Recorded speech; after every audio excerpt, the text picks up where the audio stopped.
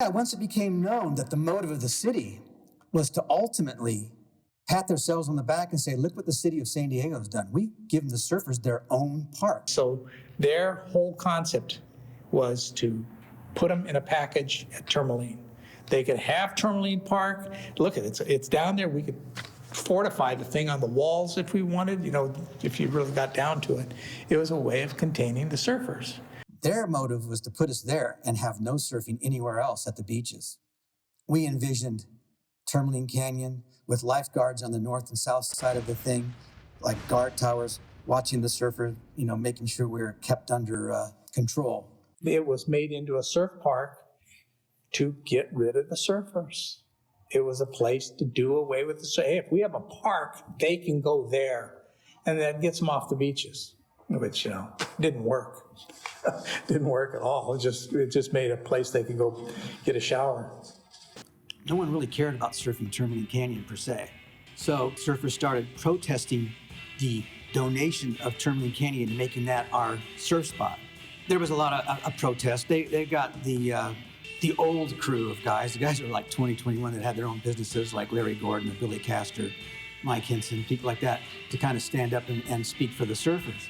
But the surfers didn't have that much credibility until a man named Tor Svensson, who was a public relations man, stepped into the scene and started organizing the surfers and finding a way to give surfers a voice. We had this Windy Surf Club started, so he kind of got involved. He was real executive. He was handling all this downtown stuff, getting permits for stuff, and all.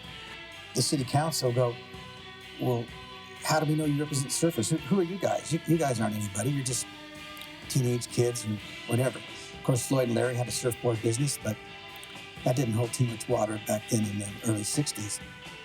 It got to a point where what's the criteria? What the hell are we doing out here?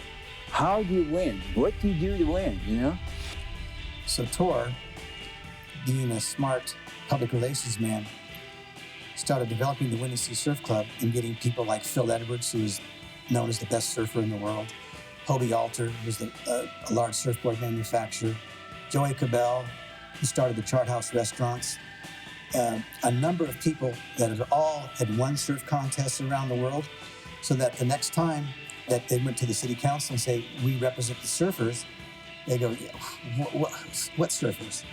Well, you could name off 10 or 20 of the world's greatest surfers. So I think that's what motivated the likes of Mike Henson and Mike Diffenderfer to join the cause, along with the other adult surfers at the time, which, young 20 guys. So it was the youth that was really kind of involved in trying to keep us from being stuck at Tourmaline for an ultimate surfing experience for the rest of our lives.